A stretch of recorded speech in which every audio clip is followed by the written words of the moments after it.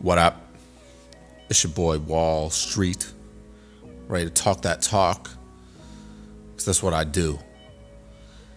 And today, I want to talk about the Rookie of the Year race, as it has changed up slightly since Jared McCain, who was the previous leader in the race, went down with a presumably season-ending injury.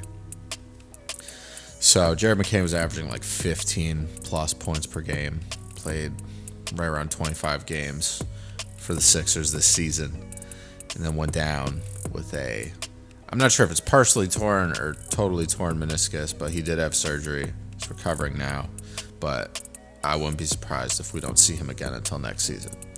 So with that said, there is going to have to be a different Rookie of the Year because he as in Jared, has not played enough games to qualify for the award at this point. So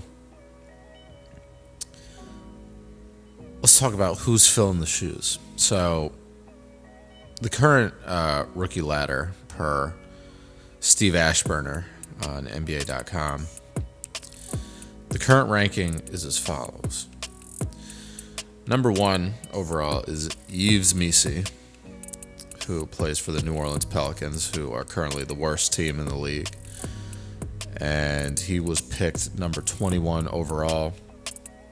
He's a center for the Pelicans. I believe he played at Baylor. Pretty sure he played at Baylor, but he's from overseas, born in Belgium. And he's been playing well. 26.9 minutes per game, 32 games, started 26 of them. 9.4 points, 8.5 rebounds, 1.4 assists, 1.4 blocks, and shooting like 55% from the field. So pretty solid. Just, nothing crazy. So I don't know if he's actually going to wind up winning Rookie of the Year, just because if the Pelicans finish as the worst team and this guy's not averaging 10 plus points, and there's several other rookies that are, I don't know if he's going to get enough votes, but we'll see what happens. I do feel bad for him playing on the Pelicans. He's getting a lot of playing time, though. A lot of experience with all these injuries and stuff, so it's a great opportunity for a rookie, especially one that wasn't drafted in the lottery. So I think he's going to be a good player. He's very raw, and once he starts getting more of an offensive, swing, he's going to be good. Second is yours truly, Alex Sarr of the Washington Wizards. And he's averaging 11.6 points per game, 6.1 rebounds per game, and 1.8 blocks per game. He has started every single game that he's played so far this season. 27 of 27, averaging 27.3 minutes per game. And he was like top 5 in the league in blocks for a while. I want to say for the first 10 or so games this season, was 4th or 5th overall in blocks. So he's got a lot of defensive potential. That was his, translatable skill directly once he got drafted, was he can play defense. He's pretty good at switching off to smaller opponents as well. So he's got a good, defensive game already. It's really going to be the offensive side of things that tells us how good of a player he's actually going to be. But he's been shooting really good, just overall. He wasn't shooting great, obviously in the summer league. Everyone was giving him a tough time because I think he went 0 for 15, had a really, really bad showing, right? And, he struggled a little bit early on this season with his shooting, but it's coming together now. Shot 46.1% from the floor in December and 45.5% on threes in December. So, and he was shooting 25% for most of the season so far. So I think he's up in the 30s now for the whole season. He's at 31.7% from 3-point range. And it's good. I mean, he's obviously been making some mistakes. He's brand new to the league, young dude, trying to get the swing of things. And the thing I admire is he keeps trying. He's not giving up. So that's showing me that he's clearly pretty strong mentally. He knows what it's going to be like day in, day out. It's not just going to be handed to him. It's not going to be easy. and he's taking it on the chin and doing the best he can. They just beat the Bulls tonight, so that was a great win. Love when the Wizards get a dub. Jay Poole had a 30 clip. It was absurd. So if they continue to win some games too, I could definitely see Alex Sarr really running away with the award as we move towards the second half of the season. But we'll see what happens. In third, though, we have that big motherfucker, Zach Edey of the Memphis Grizzlies, was drafted 9th overall in this past year's draft, currently averaging 11.3 points per game, 8 rebounds per game, and 1.2 blocks. I mean, to me, I think him and Sarr are really like neck and neck.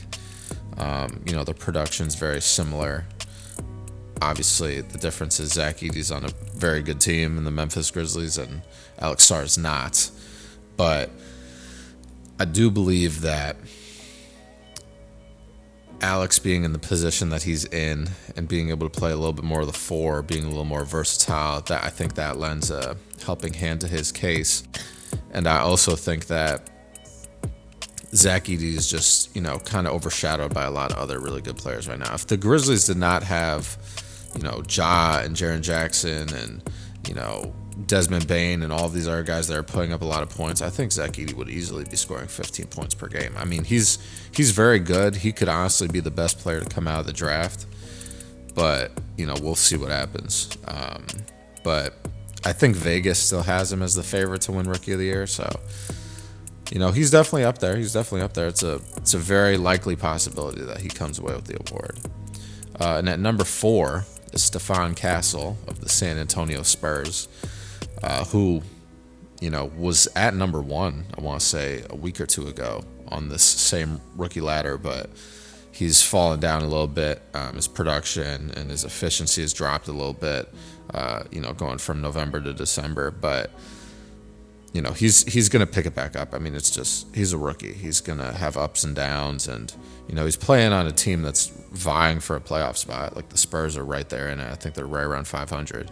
So it'll be interesting to see how he develops throughout the rest of the season. But even if he doesn't win the award, he's going to be a great player as well. Stephon Castle's really, really a good player, and he's a big size guard, too. He's like 6'5", 6'6". So he's going to be a problem. Spurs are going to be a problem for sure. And then 5th on the ladder, we have Jaylen Wells, also a member of the Memphis Grizzlies with Zach Edey. And he's averaging 11.3 points per game, 3.2 rebounds per game, and 1.7 assists per game. Was drafted in the second round, 39th overall pick. So he's the only second rounder that's really making an appearance here on this rookie, rating. And, he's really been good. The Grizzlies have just had a great eye for talent recently, I feel like, with like Gigi Jackson. They've been getting a lot of good players in the second round for sure. So Jaylen Wells is just another name to add to that list. And, he was kind of top 2 for a while on this rookie ladder in the beginning of the season, and has dropped down a little bit as well. But we'll see what happens. And then I guess just some names, like some honorable mentions to go through in the last, the next 5, they call it. 6 is Zacharrie Risacher, the number 1 overall pick in this past year's draft of the Atlanta Hawks. Number 7 is Tristan da Silva of the Orlando Magic. He's drafted 18th overall. 8, we have my guy Bub, a.k.a. Carlton Carrington, Washington Wizards phenom, at number 8. AJ Mitchell of the OKC Thunder at number 9, who was drafted 38th overall, 1 pick ahead of Jaylen Wells. And Dalton Knecht of the LA Lakers at number 10, which, frankly, he should be higher. I mean, I don't know why they have Dalton Whitler. Didn't he had like a 35-point game or a 38-point game against the Suns, like, way early in the season? Like, you can't have my guy at 10th. That's crazy.